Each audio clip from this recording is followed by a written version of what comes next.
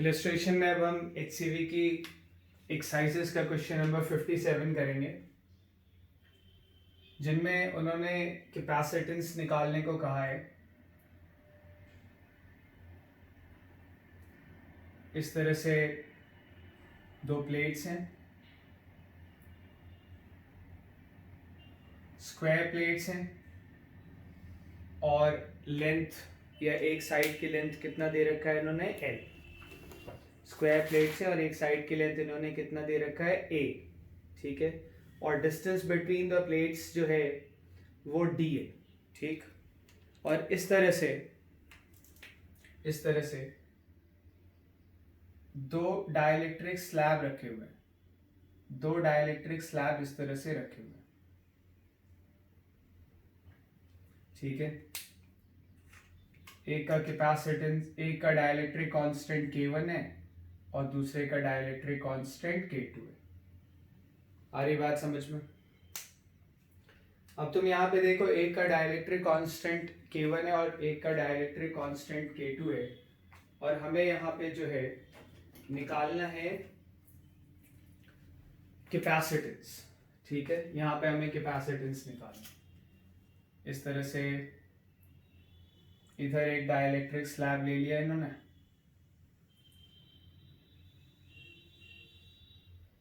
इस वाले dielectric slab का डाइलेक्ट्रिक कांस्टेंट कितना है, K1, और जो दूसरा वाला डाइलेक्ट्रिक स्लैब है उसका डाइलेक्ट्रिक कांस्टेंट कितना है, K2, या ये वाला K2 होगा, वो वाला K1 होगा। ठीक है, आ रही बात समझ में? इस तरह से तुम देखो कि एक इस तरह से स्लैब ले लिया उन्होंने। ये जो स्लैब है, जो डाइलेक्ट्रिक स्लैब इन्होंने कंसिडर किया है, उसमें अगर तुम देखो इस तरह से मान लो ले लें, नीचे वाला K2 ऊपर वाला K1 है। अगर ये सिचुएशन होती कि प्लेट्स के बीच के आधे में या किसी में एक पर्टिकुलर डाइलेक्ट्रिक स्लैब होता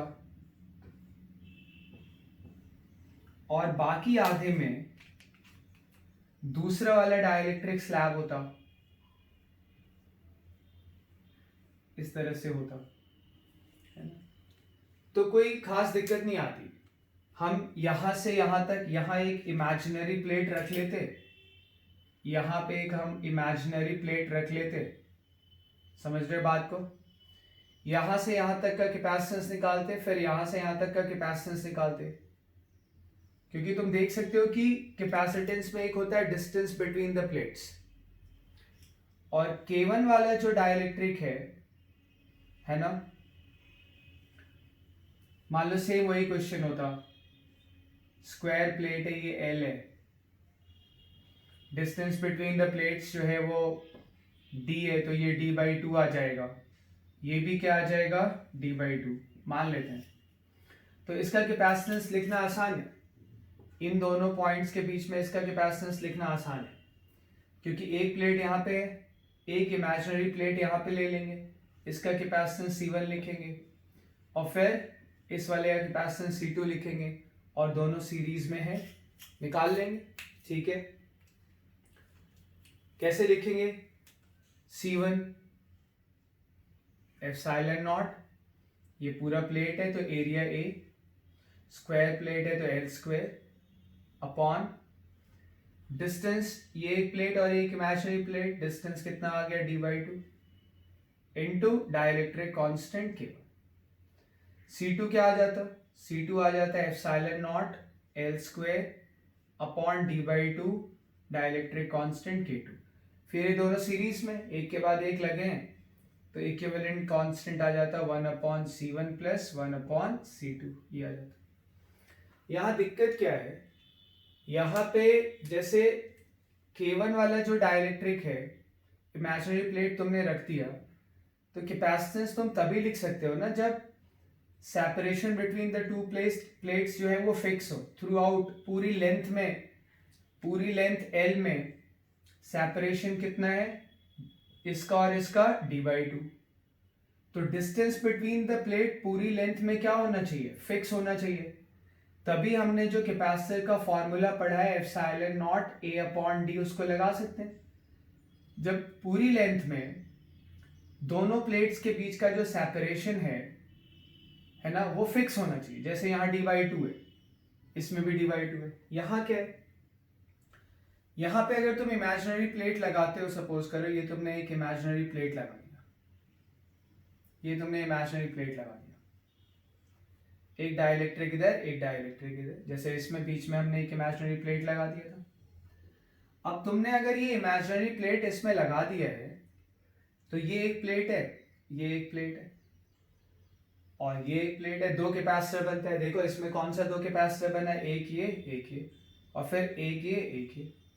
इसमें भी दो कैपेसिटर बनेगा, एक प्लेट ये, एक प्लेट ये, इससे कैपेसिटर बना। एक प्लेट ये, एक प्लेट ये, इससे कैपेसिटर बना। इसका कैपेसिटेंस K1 है और इसका कैपेसिटर डाइलेक्ट्रिक कांस्टेंट इसका K2 है। इसका डाइलेक्ट्रिक कांस्टेंट K1, इसका K2। दिक्कत क्या है, इस प्लेट और इस प्लेट में जो सेपरेशन है वो चेंज हो रहा है। हमें पता है कि epsilon not A upon D into dielectric constant ये कैपेसिटेंस का फॉर्मूला होता है। पर थ्रू आउट द लेंथ या पूरे एरिया ऑफ द प्लेट में, पूरे एरिया ऑफ द प्लेट में सेपरेशन हर जगह क्या होना चाहिए, D। जैसे ये आया,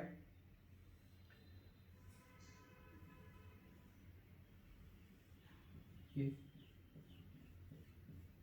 पूरे एरिया ऑफ द प्लेट में हर जगह पे दोनों प्लेट्स के बीच का सेपरेशन कितना होना चाहिए, फिक्स होना चाहिए, जिसको हम D बोल देते हैं। इसमें ऐसा नहीं है, इसमें सेपरेशन चेंज हो रहा है। तो एक काम करें, हम उतना ही एरिया कंसीडर करें जितने एरिया के लिए हम सेपरेशन को कांस्टेंट मान सकते हैं। हम उतना ही एरिया कंसीडर करें जितने एरिया के लिए हम सेपरेशन को कांस्टेंट मान सकते हैं। तो कैसे करेंगे, यहां से हम x पे आ जाएं, बहुत थोड़ा सा विड्थ dx ले, ये विड्थ मैंने क्या लिया, dx। क्लियर है ये, इसका एरिया क्या आएगा, ये लेंथ dx आ गई, x पे आके लेंथ dx लिया है, विड्थ ऐसे आता है प्लेट में बताया है, ये भी कितना होगा L। तो इस छोटे से लेंथ का और विड्थ तो L है, एरिया कितना आया, L इंटू dx। कितना एरिया है, L इंटू dx। क्लियर है। तो इस तरह से अगर मैं एक कैपेसिटर बनाऊं, एक कैपेसिटर मैं यहां पे इस तरह से अगर बनाऊं, तो ये दूसरी वाली प्लेट है इमेजिनरी, और ये प्लेट है, इनके बीच की डिस्टेंस यहां पे इतनी है, यहां चल के इतनी आ रही है, थोड़ी चेंज हो रही है, पर वो निग्लिजिबल है, वो निग्लिजिबल है, क्योंकि dx जितना बड़ा मैंने बनाया उतना नहीं होगा, उससे बहुत छोटा होगा। तो यहां पे ये जो इमेजिनरी प्लेट है और ये जो हमारा प्लेट है, यहां से यहां तक, ठीक है, इस प्लेट और इस प्लेट के बीच की जो डिस्टेंस है, इस पूरे लेंथ में हम कांस्टेंट मान सकते हैं, जितनी यहां है इतनी है। इस पूरे लेंथ में अगर तुम देखो तो डिस्टेंस बिटवीन द प्लेट्स लगातार चेंज हो रहा है। लेकिन अगर हम बहुत छोटी सी लेंथ dx लें, तो इस लेंथ में इस प्लेट और इस इमेजिनरी प्लेट के बीच के डिस्टेंस को हम क्या मान सकते हैं, कांस्टेंट मान सकते हैं। ये बात समझ पा रहे हो, जब दो डाइलेक्ट्रिक होते हैं, हमने बीच में एक इमेजिनरी प्लेट ऐसे लगा दिया, और अगर छोटा सा लेंथ लेते हैं, x पे जाके एक छोटा सा लेंथ लेते हैं, तो इस छोटे से लेंथ के लिए इस प्लेट में और इस प्लेट में जो उनके बीच का सेपरेशन है, दोनों प्लेट्स के बीच का जो गैप है, उसको हम कांस्टेंट मान सकते हैं। ये बात समझ आ रही है। तो तुम देखो कि ये एलिमेंटल कैपेसिटेंस है, ठीक है, इनके बीच का जो सेपरेशन है, इसको अगर मैं y बोल दूं, अगर मैं इसको y बोल दूं, सेपरेशन को यहां y लिख रहा हूं, ये एंगल थीटा मान लेता हूं, ठीक है, तो y लिखा जा सकता है। क्या आएगा y आ जाएगा x tan थीटा, y आ जाएगा x tan थीटा। क्लियर है ये, y will be x tan theta. समझ पा रहे बात को। और अब इसका कैपेसिटेंस लिखा जा सकता है, इसका कैपेसिटेंस लिखा जा सकता है, क्या लिखेंगे, DC2 is equal to epsilon naught area, width L है, लेंथ dx है, तो area L into D X, upon distance between the plates क्या है y, इनटू जो यहाँ पे डाइलेक्ट्रिक मीडियम है कौन सा, K2, ये आ गया। y कितना है, x tan थीटा, तो DC2 कितना आ गया, DC2 आ गया epsilon not L dx ys x tan theta into K2। Clearly तुम देख सकते हो tan थीटा कांस्टेंट होगा। ये डिस्टेंस कितना है, ये d दिया है उन्होंने, ये पूरा कितना है L, तो tan थीटा कितना आ जाएगा, tan थीटा आ जाएगा d अपॉन L, d भी कांस्टेंट है, L भी कांस्टेंट है, tan थीटा कांस्टेंट है। वैसे ही अब यहाँ पे एक ले ले, यहाँ से यहाँ तक, ये इमेजिनरी प्लेट से इस प्लेट तक ले ले, ठीक है, बीच में इमेजिनरी प्लेट डालते हैं, मैंने तुम्हें एक क्वेश्चन कराया था, इस तरह का ध्यान रखो। यहां से यहां तक डाइलेक्ट्रिक कांस्टेंट था K1 या K, और फिर इधर एयर था, एयर का डाइलेक्ट्रिक कांस्टेंट K होता है, इसका डाइलेक्ट्रिक कांस्टेंट K था। मैंने इसका कैपेसिटेंस तुम्हें बताया था, क्या करते हैं यहाँ पे एक इमेजिनरी प्लेट लगा लेते हैं फिर निकालते हैं। तो यहाँ पे K2 वाले के लिए ऐसे मैंने एक प्लेट लगा दिया, तो एक कैपेसिटर यहां से यहां तक बन रहा है और एक कैपेसिटर यहां से यहां तक का बन रहा है, पर इसमें और इमेजिनरी प्लेट के डिस्टेंस लगातार वेरी कर रही है लेंथ के साथ, इसलिए हम पहले x पे आ गए, छोटा सा लेंथ लिया, तब इस प्लेट और इमेजिनरी प्लेट के डिस्टेंस को हम कांस्टेंट ले सकते हैं y उस छोटे से लेंथ के लिए। पहले इसका लिखा, अब यहां से यहां तक इसका लिखेंगे, क्या आएगा, यहां से यहां तक अगर इसका लिखेंगे तो ये कैपेसिटेंस आएगा क्या, ये कैपेसिटेंस DC1 क्या आएगा, देखें जरा, एप्सिलॉन नॉट एरिया तो वही होगा, ये dx है और ये L, तो L into D X, upon distance between the plates, ये पूरा d है, ये y है, तो ये d माइनस वाई हो जाएगा, d माइनस वाई, और उधर कितना है K1, तो DC1 कितना आ गया, epsilon not L dy upon d minus x tan theta plus into K1, ये आ गया। क्लियरली ये दोनों क्या है, ये दोनों आपस में सीरीज में बोले जा सकते हैं, ठीक है, DC1 और DC2 को हम सीरीज में बोल सकते हैं, और DC1 और DC2 को अगर हम सीरीज में बोलें तो इन दोनों एलिमेंट का इक्विवेलेंट कैपेसिटेंस या रिजल्टेंट कैपेसिटेंस क्या आ जाएगा, 1 upon DC is equal to 1 upon DC1 plus 1 upon DC2 आ जाएगा, 1 upon DC, 1 upon DC1, DC1 क्या है ये है d minus x tan theta upon K1 epsilon not L, यहां मैंने गलती से dy लिखा है, ये dx है, ठीक है, और 1 अपॉन DC2 करोगे x tan थीटा ऊपर चला जाएगा, अपॉन क्या आएगा, epsilon not L, epsilon not L या ये था K1, तो इसमें यहां पे क्या आएगा K2, K2 epsilon not L into dx, ये आ गया।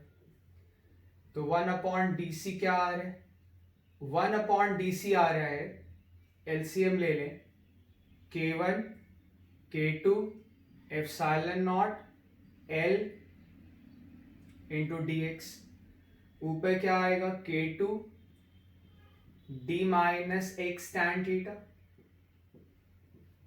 Plus K1 x tan theta, तो यहां से अब मैं DC निकाल सकता हूं, DC क्या आएगा, K1 K2 epsilon not L dx upon, यहां x वाले टर्म अगर एक साथ लिखे तो ये आ रहा है हमारे पास K2 into D plus K1 minus K2, K1 minus K2 tan theta into x, ये DCR है। ठीक है, दो जो एलिमेंट हमने लिए एक K1 में और एक K2 में, उसका रिजल्टेंट कैपेसिटेंस इतना आ रहा है, उसका रिजल्टेंट कैपेसिटेंस इतना निकल के आ रहा है। अब देखो, जैसे ये हमने पेयर लिया, वैसे ही पेयर और भी हो सकता है। एक पेयर हम यहां पे ले लें DC2 वाला, इसको मैंने DC2 बोला था, K2 में इसलिए DC2 बोला था। और एक पेयर यहां पे ले लें ऐसे, एक यहां ले लिया DC1 वाला। इन दोनों का DC ऐसे ही आएगा, जैसे इन दोनों का पहले मैंने DC2 DC1 निकाला, इनका DC2 DC1 निकालोगे, क्लियर है ये। और इन दोनों का कंबाइंड या रिजल्टेंट कैपेसिटेंस ऐसे आ जाएगा, यहां से यहां तक, यहां से यहां तक पूरा कैपेसिटेंस ये DC से रिप्रेजेंट होता है। वैसे ही ये एक और आ जाएगा एलिमेंट। आई बात समझ में? इन दोनों का पूरा कैपेसिटेंस ऐसे ही DC से रिप्रेजेंट होगा, ये बात समझ पा रहे हो?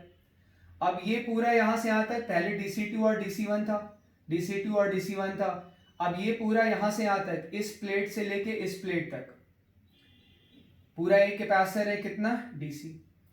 अब वैसे ही इस प्लेट से लेके इस प्लेट तक पूरा एक कैपेसिटर बनेगा। ये दोनों अलग अलग बनेंगे, पर हम इस तरह से दोनों को सीरीज में मान के ऐड करेंगे, 1/DC इन दोनों का भी निकाल लेंगे। तो इस पूरे को अगर हम एक एलिमेंट बोल दें, अब ये दोनों अलग अलग एलिमेंट मिलके अब पूरा एक एलिमेंट बना रहे हैं जिसका कैपेसिटेंस DC है। वैसे एक एलिमेंट यहां आएगा, इस एलिमेंट का एक प्लेट यहां है, इस एलिमेंट का एक प्लेट यहां है, दोनों सेम कंडक्टर के पार्ट हैं, यानी सेम पोटेंशियल पे होंगे।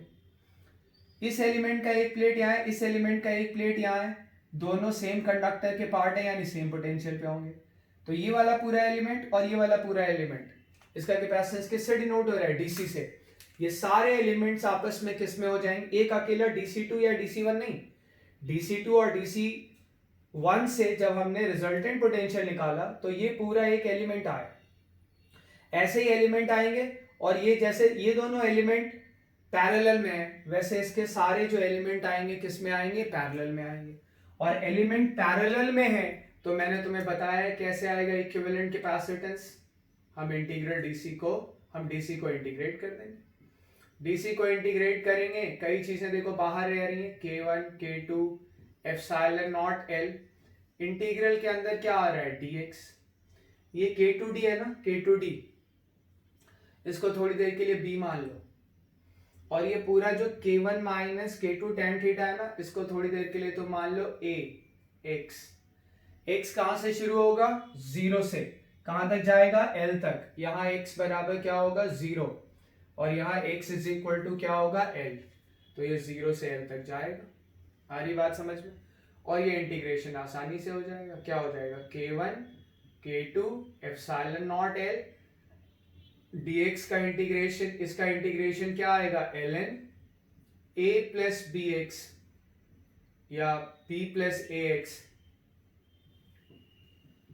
और किससे डिवाइड कर देंगे? x के कॉफिशिएंट से। x का कॉफिशिएंट क्या है? K1 minus K2 tan theta. और ये कहां तक जाएगा? ये जाएगा 0 to L। अब सिर्फ इंटीग्रेशन करना रह गया 0 to L में, बाद में a और b की वैल्यू रख देंगे तो क्या मिल जाएगा हमें? Total capacitance. आ रही बात समझ में तुम्हें? ये आ रहा है, ठीक है।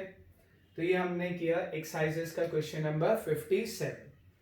एक और क्वेश्चन कर लेते हैं बस, एक्सरसाइजेस का क्वेश्चन नंबर लास्ट 68 क्वेश्चन कर लेते हैं।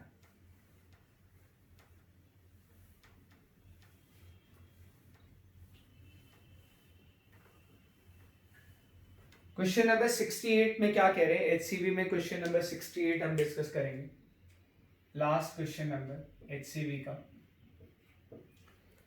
68 में देखो वो क्या कह रहे हैं, तुम पढ़ लो, ठीक है। वो कह रहे हैं कि length of the plate L है, डाइलेक्ट्रिक ऑलरेडी K तक आ चुका है, और वो कह रहे हैं neglect the effect of gravity of friction etcetera. ठीक है, तो वो जो पीरियोडिक मोशन करेगा ना डाइलेक्ट्रिक, वो उसका हमें पीरियड निकालना है। ठीक है, देखें जरा। तो ये कैपेसिटर प्लेट्स हैं इस तरह से, ग्रेविटी वगैरह नेग्लेक्ट करना है इसलिए मैंने वर्टिकल प्लेट्स ही बना लिया। ये लगा दिया। लेंथ कितना दे रखा है L, ये लेंथ कितना दे रखा है L। ठीक है, दिस लेंथ इज L।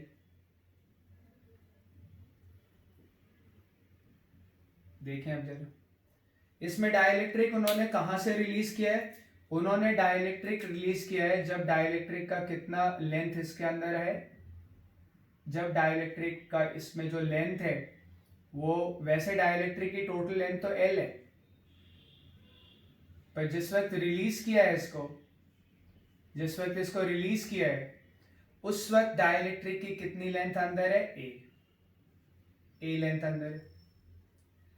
अब रिलीज कर दिया, ग्रेविटी वगैरह हमें लेना है नहीं। अच्छा, हमें पता है कि जो कैपेसिटर है बैटरी से जुड़ा हुआ है और उसका ईएमएफ सपोज करो E है, ईएमएफ सपोज कर लो E है या V है, कुछ भी मान लो। ठीक है, तो हमें पता है कि ये वाला कैपेसिटर हमेशा ही इस बैटरी के साथ पैरेलल में होगा। तो इस वाले कैपेसिटर का पोटेंशियल, चाहे डाइलेक्ट्रिक इसके अंदर थोड़ा हो, पूरा हो या बिल्कुल ना हो, इस कैपेसिटर का पोटेंशियल हमेशा ही किसके बराबर होगा? बैटरी के ईएमएफ के। अब अगर यहां पे देखें तो कैपेसिटर प्लेट्स डाइलेक्ट्रिक को अट्रैक्ट करती है ना। कैपेसिटर प्लेट्स जिस फोर्स से डाइलेक्ट्रिक को अट्रैक्ट करती हैं वो मैंने तुम्हें बताया था। क्या बताया था? मैंने बताया था कि total change in potential energy upon L कर देना, फोर्स आ जाएगा, L is the length. Total change in potential energy मतलब जब डाइलेक्ट्रिक पूरा इसके अंदर आ जाएगा तो ये क्या बनेगा? Half kc into V square, ये आ जाएगी पोटेंशियल एनर्जी। पोटेंशियल एनर्जी का मैंने फॉर्मूला यूज किया half c into V square. v होता है कैपेसिटर का पोटेंशियल, पर कैपेसिटर का पोटेंशियल हर वक्त वही है जो कि बैटरी का पोटेंशियल है, इसलिए मैंने ये रख दिया। जब चेंज इन पोटेंशियल कैसे निकालते हैं? चेंज इन पोटेंशियल इस फॉर्मूले के लिए मैंने कहा था final potential energy minus initial potential energy upon L, और इसमें फोर्स के लिए जितने फोर्स से डाइलेक्ट्रिक इसको अट्रैक्ट करता है, एक्चुअली हमने एक्सटर्नल फोर्स निकाला था, हमने निकाला था एक्सटर्नल फोर्स, क्लियर है ये। पर जितना एक्सटर्नल फोर्स होता था उतना ही कैपेसिटर प्लेट उतना ही फोर्स से इसको अपनी तरफ खींचती थी, तभी तो ये स्लोली हम डाल पाते थे उसको, क्योंकि जितना एक्सटर्नल फोर्स होगा कैपेसिटर का फोर्स उतना ही होगा, तभी तो नेट फोर्स 0 आ पाएगा और तभी डाइलेक्ट्रिक स्लैब हम इसमें स्लोली इंसर्ट कर पाते थे। अभी ये एक्सटर्नल फोर्स नहीं है, अभी एक्सटर्नल फोर्स नहीं है, हमने इसको रिलीज किया है कब? जब डाइलेक्ट्रिक स्लैब की लेंथ कितनी? A inside the capacitor plate आ गया। सिर्फ किसका फोर्स है? कैपेसिटर का, हमने कोई एक्सटर्नल फोर्स लगाया नहीं। और जो एक्सटर्नल फोर्स होता है उसी से हमें पता है कि कैपेसिटर का फोर्स मैग्नीट्यूड में उतना ही आया था। ठीक है, तो कैपेसिटर का अट्रैक्शन फोर्स हमें पता है UF क्या होता है? UF होता है फाइनल पोटेंशियल एनर्जी जब पूरा डाइलेक्ट्रिक स्लैब कैपेसिटर प्लेट के अंदर आ जाए, तो KC। जब पूरा डाइलेक्ट्रिक स्लैब कैपेसिटर प्लेट के अंदर आ जाएगा तो कैपेसिटेंस इतना हो जाएगा इनटू पोटेंशियल का square, half capacitance into V square, ये क्या आ गया? Potential energy, minus half initially जब इसमें डाइलेक्ट्रिक था ही नहीं। ये मत सोचो कि ऑलरेडी इसमें है, फॉर्मूला अलग है ना, फॉर्मूला तो जनरल डिराइव किया था, और फॉर्मूला जो जनरल डिराइव किया था उसमें हमने क्या माना था? UF माना था जब पूरा डाइलेक्ट्रिक उसके अंदर आ जाए, और UI क्या था? जब डाइलेक्ट्रिक उसके अंदर हो ही ना। ये मत सोचने लगा कि अरे इसमें तो हम A से रिलीज कर रहे हैं, उससे कोई मतलब नहीं है। जो हमने फोर्स निकाला था वो कांस्टेंट था, जो हमने फोर्स निकाला था वो कांस्टेंट था।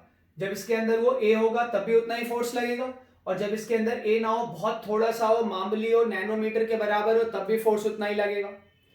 ये फोर्स जितना ए पे लग रहा है जब इसके अंदर ए आ चुका है, यही फोर्स बिल्कुल स्टार्टिंग से लग रहा होगा जब हम उसके अंदर स्लैब डालना शुरू करेंगे। ठीक है, तो इनिशियल का मतलब यहाँ पे वो नहीं है कि जब डाइलेक्ट्रिक स्लैब इतना आ चुका है। इनिशियल का मतलब जब इसमें स्लैब नहीं है तो कितनी पोटेंशियल एनर्जी है। फाइनल का मतलब जब इसमें स्लैब पूरा आ गया तो कितनी पोटेंशियल एनर्जी है। आया समझ में? फॉर्मूले के लिए, इस फॉर्मूले के लिए हमने ऐसे ही पढ़ा था उसको, तो half C into V square upon L. ठीक है, तो हमारे पास ये फॉर्मूला क्या आ गया, हाफ के minus one C V square upon L. ये फोर्स आ गया और ये कांस्टेंट लगता रहेगा। ये मत सोचने लगना कि भाई इसको तो ए अंडर से रिलीज किया, नहीं, इसको ए अंडर से मत रिलीज करो, इसको पूरे से रिलीज करो। यहां से करो, मान लो यहां से करते हैं, फोर्स एफ लगेगा जब वो, और उस एफ की वैल्यू इससे आएगी, और जब वो इतना अंदर आ जाएगा तब भी इतना ही फोर्स लगता रहेगा। तो जो वैल्यू आ गई वही लगता रहेगा फोर्स। फोर्स कांस्टेंट होता है, इस बात पे डिपेंड नहीं करता है कि डाइलेक्ट्रिक स्लैब की कितनी लेंथ कैपेसिटर के अंदर है। ठीक है, तो ये फोर्स आ गया, F is equal to half के minus one C V square upon. अब ये फोर्स कांस्टेंट है, तुम देखो, और फोर्स कांस्टेंट है तो कांस्टेंट फोर्स से कांस्टेंट एक्सेलरेशन आएगा, कांस्टेंट फोर्स से कांस्टेंट एक्सेलरेशन आएगा। बात समझ पा रहे हो? तुम देखना, मैं 3-4 डायग्राम बनाऊंगा यहां पे। ये कैपेसिटर है, डाइलेक्ट्रिक इसके अंदर कितना आ चुका है, ए से हमने रिलीज किया। ठीक है, इसका कुछ एक्सेलरेशन होगा, क्योंकि ए यहां पे इन्होंने यूज कर रखा है, इसलिए एक्सेलरेशन मैं डब्ल्यू से निकालता हूं। डब्ल्यू बराबर क्या आ जाएगा, जो फोर्स है upon mass of the slab, ये आ गया। अब जब वो पूरा अंदर आ जाएगा, जब तक पूरा अंदर आ नहीं जाता तब तक इतना ही एक्सेलरेशन होता रहेगा। पहले वो पूरा अंदर आएगा और एक्सेलरेशन की वजह से उसकी कुछ वेलोसिटी हो जाएगी। कितना डिस्टेंस कवर किया इसने डिस्टेंस कवर किया L माइनस ए। ठीक है, अब इस वेलोसिटी की वजह से ये फर्दर नीचे जाएगा। जब इस वेलोसिटी की वजह से ये फर्दर नीचे जाएगा तो कैपेसिटर प्लेट्स उसको फिर से अट्रैक्ट करेंगी। किधर अट्रैक्शन का मतलब अपनी तरफ खींचेंगी। जब ये इससे बाहर निकलने लगेगा, तो कैपेसिटर प्लेट्स उसको अपनी तरफ अट्रैक्ट करेंगी। हमें पता है कैपेसिटर प्लेट्स अट्रैक्ट करती हैं। ठीक है, कितने फोर्स से अट्रैक्ट करेंगी, इतने ही फोर्स से वो कांस्टेंट रहेगा। कितना एक्सेलरेशन आएगा पीछे की तरफ, सेम वही W आएगा। तो W के एक्सेलरेशन से कितना डिस्प्लेसमेंट हुआ, L माइनस ए, वेलोसिटी कितनी आई, V। तो ये आसानी से समझा जा सकता है कि अब अगर W का ही डिसेलरेशन है, तो दोबारा जब इसकी वेलोसिटी 0 होगी तो कितना डिस्प्लेसमेंट होगा, L माइनस ए। बहुत आसानी से समझा जा सकता है, मैं बता भी देता हूं। देखो, यहां से यहां तक v स्क्वायर बराबर यू स्क्वायर प्लस 2as करोगे, यहां से यहां तक फाइनल वेलोसिटी v स्क्वायर है, initial velocity 0, 2 acceleration w, displacement L minus a आया। तो डिस्प्लेसमेंट आया कितना हमारा, यहां से डिस्प्लेसमेंट ये रिलेशन आया। अच्छा, अब क्या, अब यहां से यहां तक देखो, फिर यही फॉर्मूला यूज करो, तो v स्क्वायर बराबर u square minus 2w into displacement लिखोगे, है ना। मान लेते हैं डिस्प्लेसमेंट हमें नहीं पता, s मान लें। अब फाइनल वेलोसिटी 0 होगी, इनिशियल वेलोसिटी v स्क्वायर है माइनस 2w इंटू एस लिखोगे, तो v स्क्वायर बराबर क्या आएगा, 2w into S. v square है कितना, 2w, L माइनस ए, यही तो है, is equal to 2w into S. 2w से 2w कट गया, उतना ही डिस्प्लेसमेंट आएगा। और हम ये भी आसानी से प्रूव कर लेंगे कि यहां से यहां तक आने में जो टाइम लगेगा वही टाइम अब डिसेलरेट हो रहा है, उसी रेट से डिसेलरेट हो रहा है, उतना ही डिस्प्लेसमेंट होगा, उतना ही टाइम लगेगा, उतना ही डिस्प्लेसमेंट होगा, उतना ही टाइम लगेगा। आ रही बात समझ में?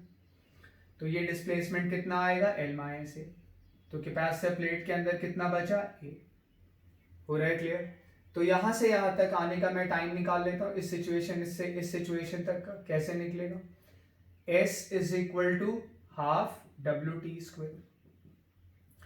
टी स्क्वायर क्या आ जाएगा, टी स्क्वायर आ जाएगा 2s अपॉन डब्ल्यू।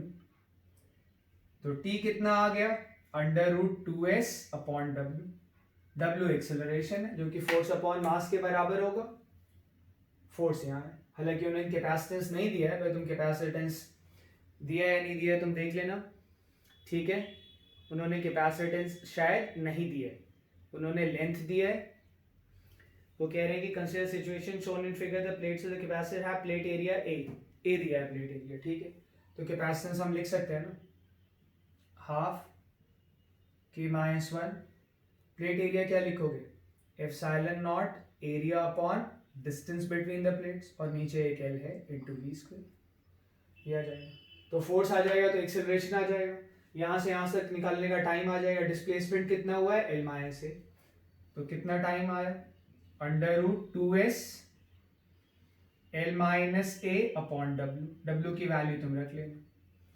जितना टाइम यहाँ से यहाँ तक आने में लगेगा उतना ही टाइम यहाँ से यहाँ तक आने में लगेगा। अगर ये t इक्वल टू 0 सिचुएशन थी तो ये t is equal to T हो गई, और ये क्या आ जाएगा, t is equal to 2t। पर क्लियरली तुम देख पा रहे हो कि अभी ऑसिलेशन कंप्लीट नहीं हुआ।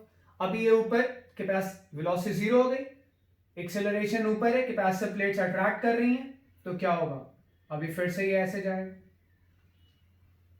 फिर उतना ही टाइम लगेगा, पूरा इसके अंदर आ जाएगा, जैसे ये सिचुएशन वैसे ही सिचुएशन, बस ऊपर जा रहे हैं इसलिए वेलोसिटी v ऊपर आ जाएगी, उतनी ही आएगी, ठीक है। और कितना टाइम लग गया, 3t।